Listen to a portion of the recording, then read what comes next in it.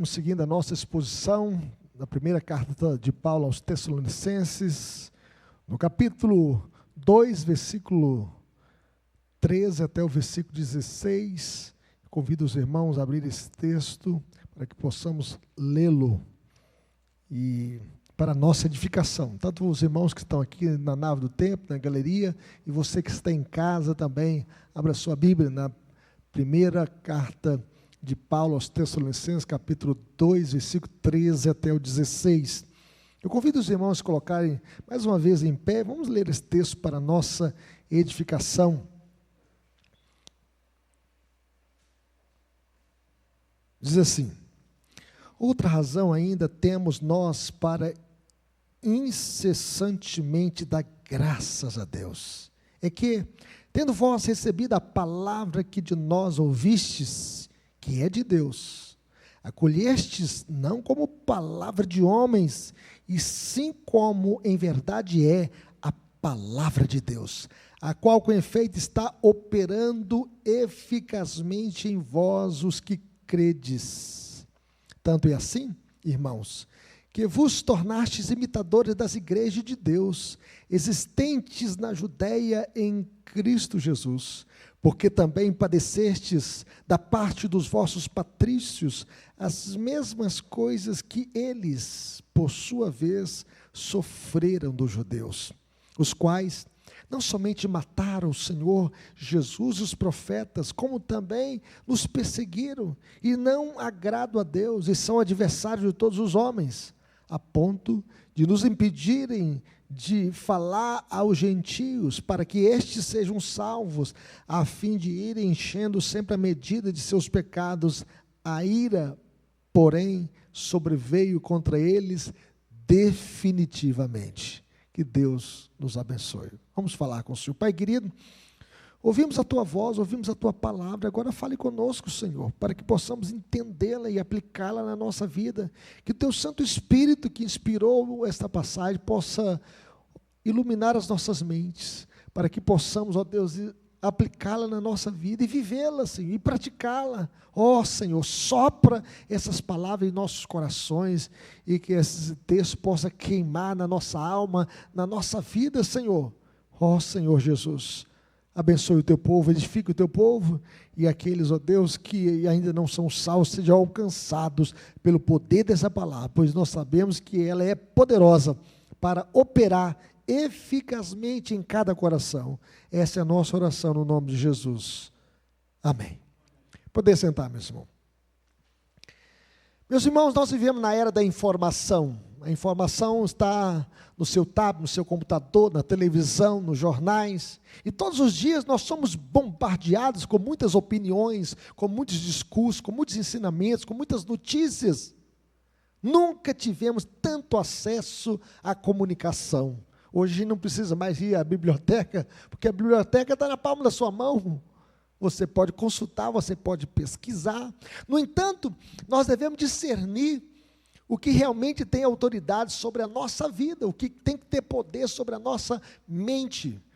Eu lembro que quando eu era pastor lá em Mantena, tinha um movimento chamado Movimento G12. 3 dias de encontro vale mais do que um ano de igreja. E eu então escrevi no jornal da cidade, ali em Mantena, né, que o avivamento não era fogo de palha, a gente precisava ter fundamento na palavra do Senhor. E o avivamento sem Bíblia era fogo de palha. E nesse cenário, meus irmãos, surge então uma pergunta: todas as palavras têm o mesmo peso? O apóstolo Paulo mostra que não. Existe uma palavra que não é apenas informativa, ela é transformadora. Ela é poderosa para operar eficazmente em nossos corações. Uma palavra que não é apenas humana, mas é uma palavra divina, a palavra de Deus. Uma palavra que não apenas fala, mas ela age nos corações. O profeta Isaías diz que a palavra de Deus não volta para ele vazia, mas cumpre aquilo que lhe apraz. Ao escrever aos Tessalonicenses, Paulo expressa gratidão, louvor a Deus, porque eles não apenas ouviram a mensagem do Evangelho, eles a reconheceram como sendo de fato a palavra de Deus. Eles receberam a Bíblia, o Evangelho não como palavra de homens, mas como palavra de Deus. E essa recepção correta, meus irmãos, produz efeitos visíveis e poderosos na vida da igreja. Este texto revela que o verdadeiro cristianismo não é apenas ouvir sermões, mas experimentar a operação viva da palavra de Deus em nossos corações. A palavra de Deus tem que queimar no nosso peito, assim como queimou naqueles discípulos no caminho de Emaús, quando Jesus estava falando, e ele falou, e eles falaram assim, olha, quando ele falava, não nos ardia no coração, a palavra de Deus ardia no coração daqueles discípulos. A grande ideia deste texto, meus irmãos, é que a palavra de Deus, recebida com fé, transforma e sustenta o crente até no sofrimento. Vamos repetir isso comigo? Está aparecendo aí na tela para você que está em casa também, vamos ler juntos? A palavra de Deus, recebida com fé, transforma e sustenta o crente até no sofrimento. Essa é a grande ideia dessa passagem. E em primeiro lugar, nós podemos ver aqui a primeira evidência clara do poder transformador da palavra. Primeiro, a palavra de Deus é eficaz naqueles que a recebem com fé.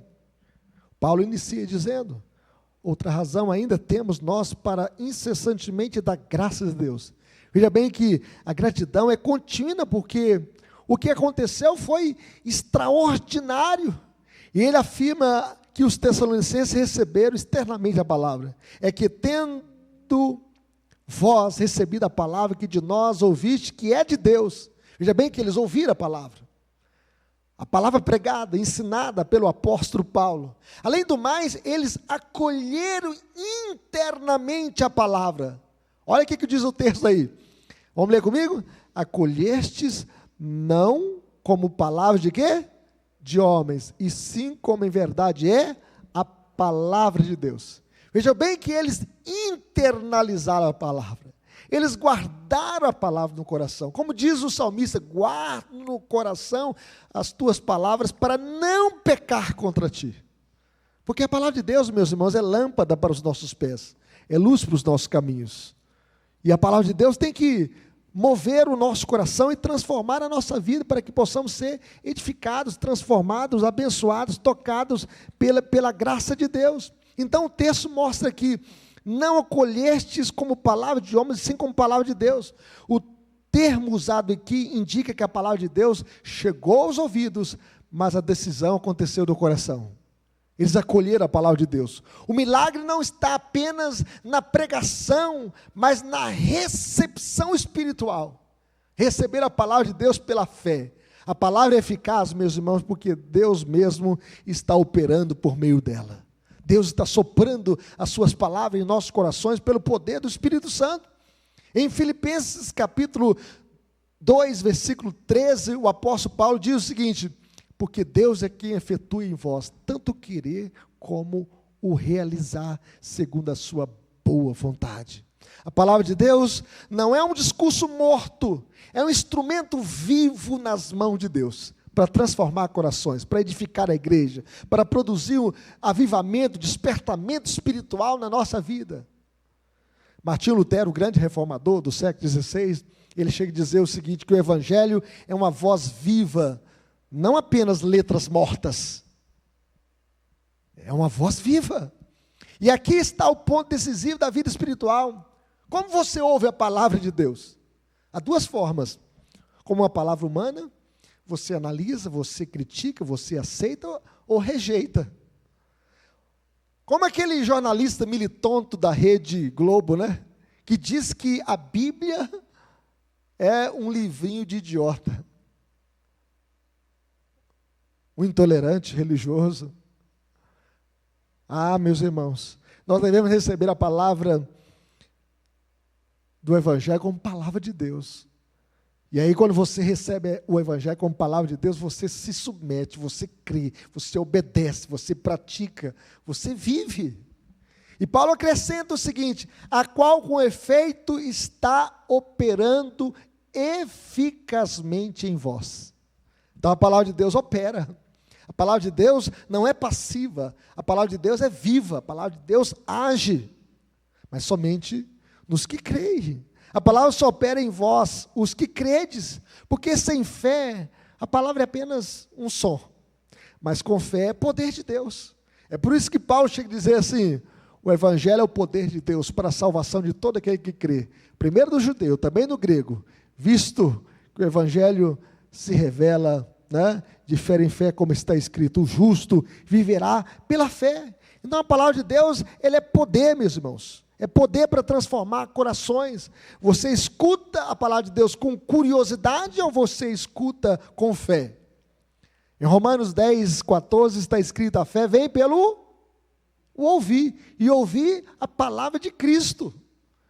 Mas não é um qualquer ouvir, é ouvir com atenção, é ouvir reconhecendo que Deus está falando com você, e que a mensagem é para o seu coração, e que a palavra de Deus é viva para transformar corações. Então a palavra de Deus é eficaz naqueles que a recebem pela fé. Mas em segundo lugar, a palavra produz perseverança do sofrimento. Veja o que diz o verso 14. Vamos ler comigo o que Paulo continua dizendo? Vamos ler? Tanto é assim, irmãos, que vos tornastes imitadores das igrejas de Deus existentes na Judéia em Cristo Jesus. Vamos até rir, depois a gente lê a outra parte. Então nós podemos ver que a palavra recebida gera o quê? Uma vida transformada. Eles passaram a imitar as igrejas da Judéia, as igrejas lá de Jerusalém, mas passaram a imitar em quê? No sofrimento, na dor.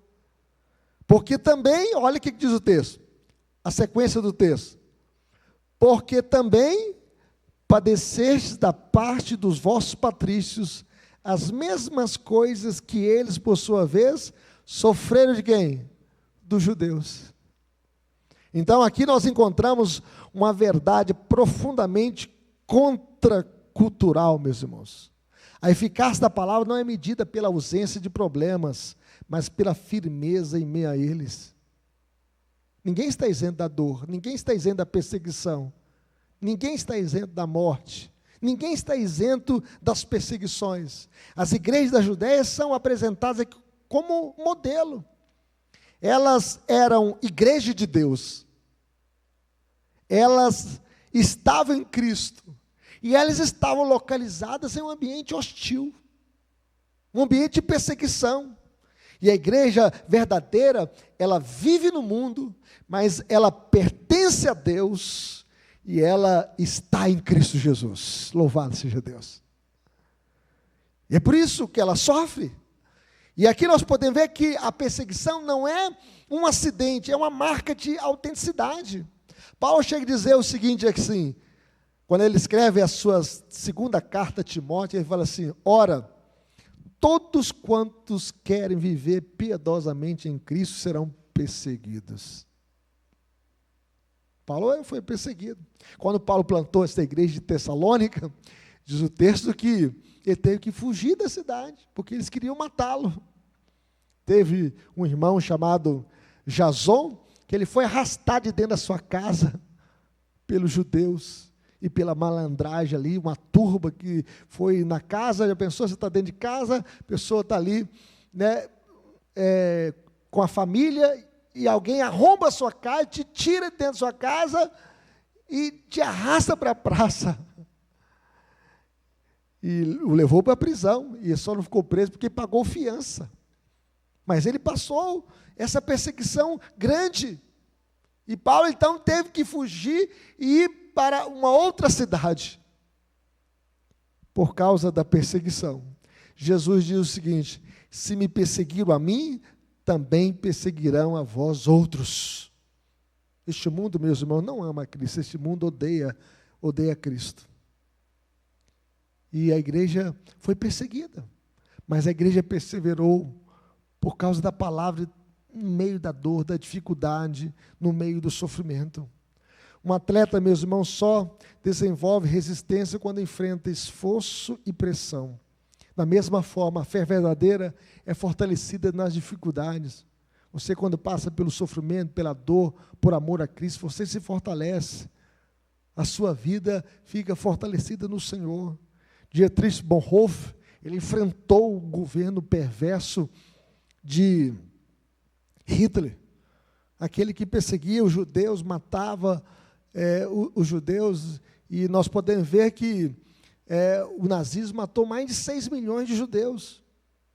E Dietrich Bonhoeffer afirmou o seguinte: quando Cristo chama um homem, ele o convida a morrer. Não é isso que Jesus disse?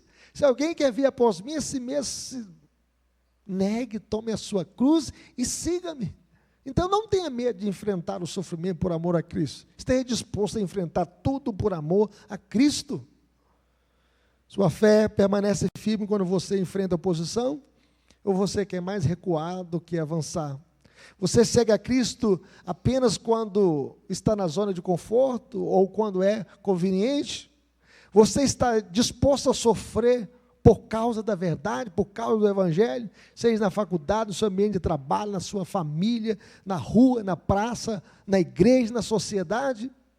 Os Tessalonicenses, meus irmãos, provaram a sua fé, não apenas com palavras, mas com perseverança. A palavra eficaz não produz apenas emoção, a palavra produz perseverança. E esses irmãos ali em Tessalônica estavam dispostos a morrer por causa da sua fé, a perseverar sem olhar para trás, olhar para Cristo e continuar seguindo a Cristo e pregando o Evangelho da graça de Deus. A palavra, meus irmãos, produz perseverança no meio do sofrimento e da dor. Mas finalmente, meus irmãos, a rejeição da palavra revela a gravidade do pecado. Agora, Paulo nos mostra a outra face da resposta à palavra. Aqui nós podemos ver a rejeição. Não apenas a recepção com fé, mas também a rejeição. E quanto isso é espiritualmente grave. Quem rejeita a palavra de Deus, isso é gravíssimo. Veja o que diz o verso 15. Vamos ler comigo esse verso 15? Os quais não somente mataram o Senhor Jesus e os profetas, como também nos perseguiram, e não agradam a Deus, e são adversários de todos os homens. Vejam bem que Paulo não está descrevendo aqui atos isolados, ele está revelando um padrão contínuo de resistência a Deus. A rejeição da palavra, meus irmãos, não é algo superficial. Ela expõe um coração em rebelião. Nós estamos vivendo um mundo que está rebelado contra Cristo e a sua palavra. É por isso que hoje o certo é errado, o errado é certo. É por isso que pregar contra o pecado hoje é como se fosse um preconceito. Nós devemos pregar contra o pecado à luz da palavra de Deus. Nós devemos viver a nossa vida à luz da palavra de Deus. Nós devemos construir a nossa família à luz da palavra de Deus.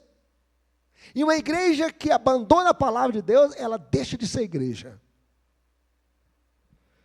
E aqui nós podemos ver, em primeiro, Paulo afirma que mataram o Senhor.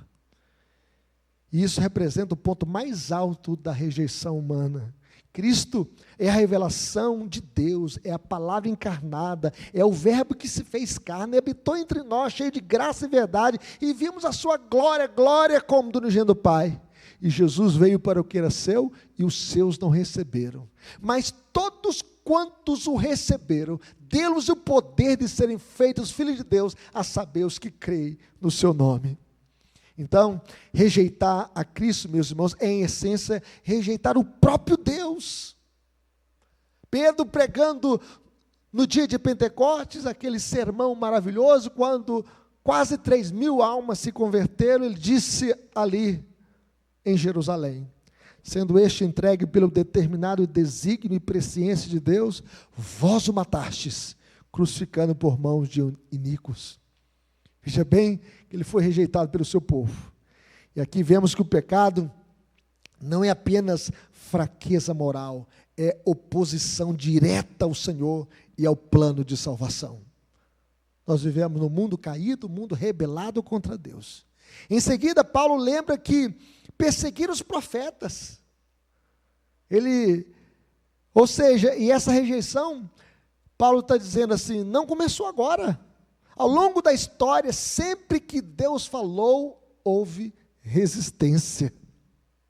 A gente pode ver isso desde lá, no início, quando Abel ofereceu um culto agradável ao Senhor, e o seu irmão ofereceu um culto segundo o seu coração perverso. E Deus rejeitou o culto de Caim e recebeu como aroma suave o culto de Abel. E por causa disso, Caim o matou, rejeitando a palavra de Deus. Nós podemos ver, meus irmãos, que os profetas eram a voz de Deus, e rejeitá-los significava rejeitar a própria verdade divina. A história registra que Isaías foi cerrado ao meio por ordem de Manassés, porque Manassés rejeitou a palavra de Deus. Os profetas eram a voz de Deus. Jeremias foi lançado dentro da cisterna pelo seu próprio povo, porque este povo rejeitou a palavra de Deus. Estevão perguntou ao sinédrio em Jerusalém: qual dos profetas vossos pais não perseguiram? E eles mataram os que anteriormente anunciavam a vinda do justo, do qual vós agora vos tornastes traidores e assassinos. E nós podemos ver que o próprio Estevão ali, pregando um sermão diante do sinédrio, depois ele foi apedrejado e Paulo consentiu na sua morte. Meus irmãos, isso revela que o pecado tem uma marca persistente. Ele resiste à verdade, mesmo quando ela é proclamada claramente. Lembra do profeta Isaías? O profeta Isaías perguntou em Isaías 53:1: quem creu em nossa pregação e a quem foi revelado o braço do Senhor? Quem creu em nossa pregação? No presente, meus irmãos, esta mesma atitude continua. Perseguiram os apóstolos. A história registra que Pedro morreu em Roma, crucificado de cabeça para baixo, porque ele dizia: eu não sou digno de morrer como meu Senhor morreu. A história registra que Paulo foi decapitado por ordem de Nero, porque rejeitaram a palavra de Deus. Aqueles que anunciam o evangelho agora, meus irmãos, enfrentam a mesma oposição. Isso mostra que o problema não está na mensagem, nem nos mensageiros, mas no coração humano. Um coração endurecido continua resistindo à graça de Deus. Independente de quantas vezes Deus fale, o coração endurecido rejeita a palavra de Deus. Paulo e Silas foram expulsos de Tessalônica por causa da perseguição dos judeus. E o texto diz que os judeus, movidos de inveja, trazendo consigo alguns homens maus dentre a malandragem, ajuntando a turba, alvoroçaram a cidade, assaltando a casa de Jason, procuravam trazê-los para o meio do povo. Veja bem a oposição. Por isso, Paulo conclui que tais pessoas não agradam a Deus. A Bíblia diz: agrada-te do Senhor e Ele satisfará o quê? Os desejos do teu coração. E essa, meus irmãos, é uma avaliação profunda. Viver rejeitando a palavra de Deus é viver em desacordo com Deus. Não se trata apenas de comportamento externo, mas de uma condição interior em rebelião. Quem rejeita a palavra de Deus não pode agradar a Deus, porque está em oposição à vontade de Deus.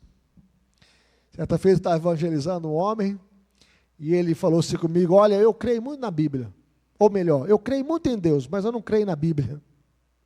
Aí eu olhei para ele assim, dentro dos olhos dele, eu também creio muito no Senhor, eu só não creio naquilo que você fala. Tem muita gente falando isso, meus irmãos, que crê em Deus, mas não crê na Bíblia. A Bíblia é a palavra de Deus, a Bíblia é a revelação de Deus. Deus se comunica conosco por meio da sua palavra, para que possamos conhecer a sua vontade. Além disso, meus irmãos, ele diz que são adversários de todos os homens. Isso não significa simplesmente hostilidade social, mas uma realidade espiritual. Ao rejeitar o Evangelho, tornam-se contrários ao verdadeiro bem da humanidade. O Evangelho é o maior bem da humanidade, meus irmãos. É o Evangelho. É por isso que o Evangelho significa a boa notícia do céu, de que Deus salva o pecador em Cristo Jesus. Não tem outro caminho. A salvação não está na educação, não está na ciência, não está na política. A salvação está em uma pessoa, em Jesus. E rejeitar a Jesus é rejeitar a salvação de Deus, rejeitar a vida eterna. E ao rejeitarem o Evangelho, então, eles estão rejeitando este bem que Deus traz para a humanidade. E afinal, nada é mais necessário ao ser humano do que a salvação em Cristo Jesus. Não tem jeito de entrar no céu sem Jesus. E isso, meus irmãos, se torna ainda mais grave quando Paulo afirma que impede a salvação de outros. Veja o que diz o verso 16. Eles não querem a salvação, mas também querem impedir que outros possam ouvir a mensagem do Evangelho. Veja o que diz o verso 16. Vamos ler comigo? A ponto de nos impedirem de falar aos gentios, para que estes sejam salvos, a fim de ir enchendo sempre a medida de seus pecados. A ira, porém, sobreveio contra eles definitivamente. E aqui nós vemos o quê? O auge da seriedade do pecado. Como o pecado é terrível. Como o pecado pode nos custar mais caro do que a gente quer pagar, pode nos levar mais longe do que a gente quer ir, pode nos reter mais tempo do que a gente quer ficar. Veja bem que não apenas rejeito a verdade para si, mas também tento impedir que outros a recebam. Ou seja, eu não quero que outras pessoas recebam o Evangelho. Eu não quero esta fé, eu não quero que outros possam ouvir a mensagem de Jesus.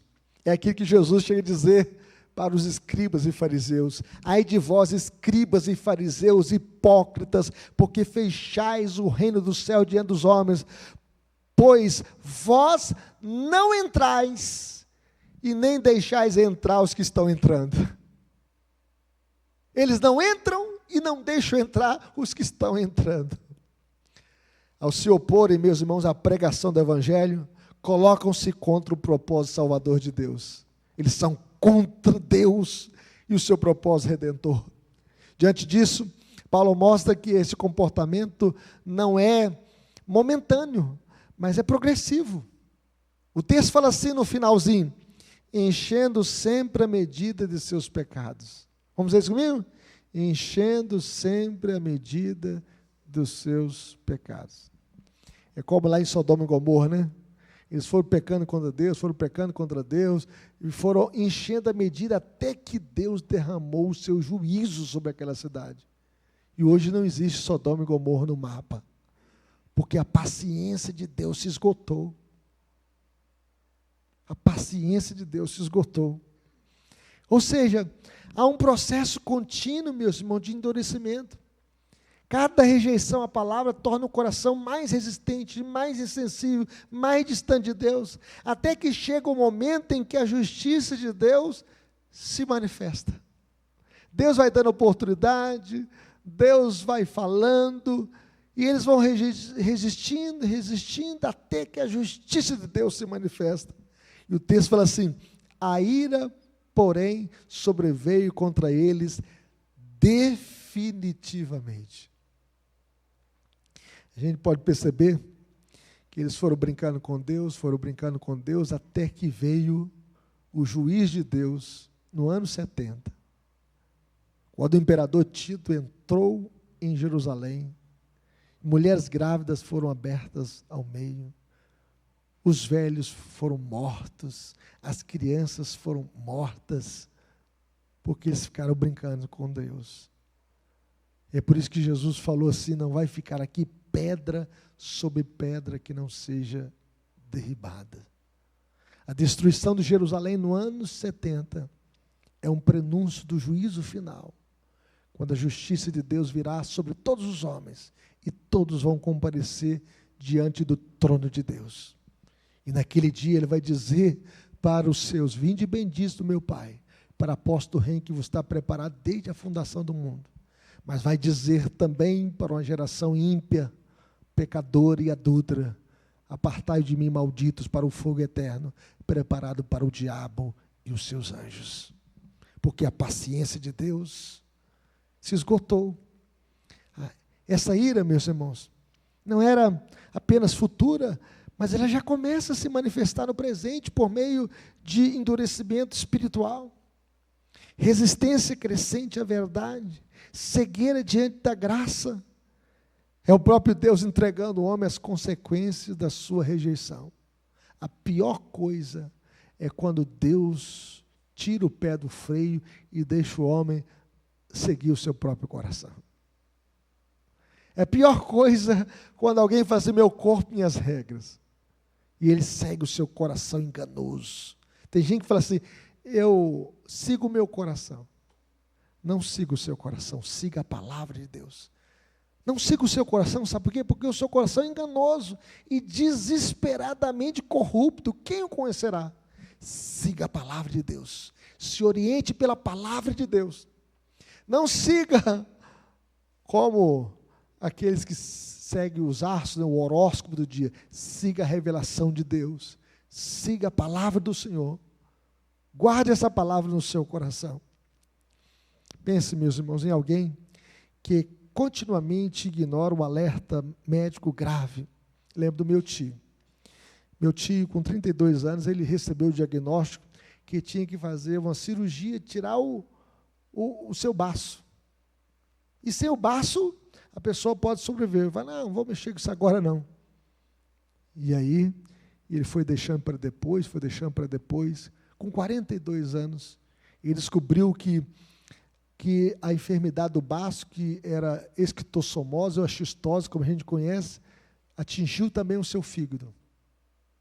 E agora não tinha mais cirurgia, não tinha mais tratamento, porque o seu fígado estava todo tomado pela xistose. E ele então deu barriga d'água, ficou com a barriga grande e já não tinha mais jeito. Ele queria fazer o tratamento agora, mas não tinha mais oportunidade. Tem muita gente assim também, meus irmãos, às vezes está recebendo os alertas de Deus para consertar a vida, para se tratar, mas cada recusa não é neutra, ela agrava a situação. Assim é com a palavra de Deus. Rejeitá-la repetidamente endurece o coração.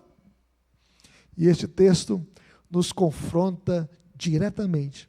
Você tem respondido à palavra de Deus ou resistido a ela? Sua consciência está sensível ou endurecida? Você está mais próximo de Deus ou mais indiferente a Deus e a sua obra? É importante, meus, entender que Paulo aqui não está fazendo um ataque étnico, mas uma análise espiritual. A fé cristã aqui não tem lugar para o antissemitismo. Alguns pensam, Paulo está falando contra os judeus. Não, Paulo mesmo era judeu. Ele outrora foi um perseguidor do cristianismo, mas no caminho de Damasco, Deus transformou a sua vida. Ele consentiu na morte de Estevão, mas ele se arrependeu dos seus pecados. O foco aqui, meus irmãos, é o coração humano diante de Deus. Como está o seu coração? Rebelde ou rendido a Deus e a sua palavra? Israel, mesmo sendo povo escolhido, rejeitou o Messias. Ele veio para crescer, os seus não receberam. Mas todos quanto receberam, deles o poder de serem feitos filhos de Deus. E isso nos ensina que privilégio religioso não garante fé verdadeira. Por isso, a verdade final é solene. Ninguém permanece neutro diante da palavra de Deus. Quem é de Deus, ouve a palavra de Deus. Ou a palavra de Deus nos transforma, ou ela revela o endurecimento do nosso coração. Quando a gente rejeita a palavra de Deus. Concluindo, meus irmãos, esse texto nos conduz a uma verdade central. A palavra de Deus está sendo proclamada. A palavra de Deus está sendo pregada no Brasil e no mundo.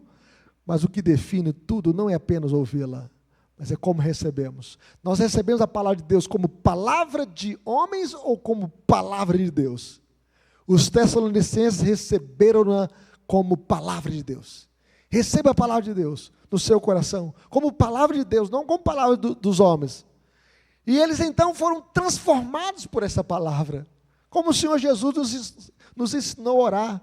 Pai, santifica-os na verdade, a tua palavra é verdade. Não faça como o movimento G12, né? Que falava 3 dias de encontro vale mais do que 1 ano de igreja. E eu disse, olha, avivamento de igreja, né? Não pode ser sem a palavra, porque avivamento sem Bíblia é fogo de palha. Os Tessalonicenses foram transformados por meio da palavra. Eles permaneceram firmes na palavra, no sofrimento, mesmo na dor, sendo perseguidos. Isso levou Paulo a dar graças incessantes Paulo agradecia a Deus porque a palavra estava operando no coração dos irmãos ali em Tessalônica. E hoje, essa mesma palavra continua sendo anunciada e a pergunta permanece: ela está operando em você? A palavra de Deus está apenas como enfeite na sua estante, ou a palavra de Deus é lida? Nós não podemos ser um povo, meus irmãos, analfabeto de Bíblia. Nós devemos conhecer a palavra de Deus, nós devemos estudar a palavra de Deus. A palavra de Deus é viva, é poderosa, e ela santifica as nossas vidas. E que ela esteja operando no seu coração, na sua família, na vida da nossa igreja. Como viveremos? 3 aplicações finais, meus irmãos. Em primeiro lugar, receba a palavra com fé e submissão. Que essa palavra possa estar no seu coração. Abandone a postura de julgamento, aproxime da palavra com humildade, ore antes de ouvir. Senhor, fala comigo, eu quero ouvir a tua voz, eu quero entender a tua palavra. Se quede aos pés do Senhor, busque a Deus, iluminação para guardar a palavra do Senhor. Se você ainda não leu a Bíblia toda, comece a ler a palavra de Deus, de Gênesis, Apocalipse, leia a palavra de Deus, medite na palavra de Deus. Em segundo lugar, permita que a palavra de Deus transforme a sua vida. Não seja apenas um ouvinte, mas seja um praticante. O Senhor Jesus disse que todo aquele que ouve minha palavra e a pratica será comparado a um homem prudente que fez sua casa sobre a rocha, caiu a chuva, transbordaram os rios, sopraram os ventos e deram com ímpeto contra aquela casa e ela permaneceu firme. Que a palavra de Deus possa estar sendo praticada. Como diz Tiago, em Tiago 1:22, tornai-vos, pois, praticantes da palavra e não somente ouvintes, enganando-vos a vós mesmos. Sejamos praticantes da palavra, pratique, obedeça, viva a palavra, pregue a palavra, encarne essa palavra no coração, internalize essa palavra do seu peito, da sua alma, que essa palavra possa estar encarnada, meus irmãos, na nossa vida. A palavra de Deus não foi dada apenas para nossa informação, mas a palavra de Deus foi dada para transformação. O Evangelho tem que transformar vidas. O Evangelho é que resgata o pecador.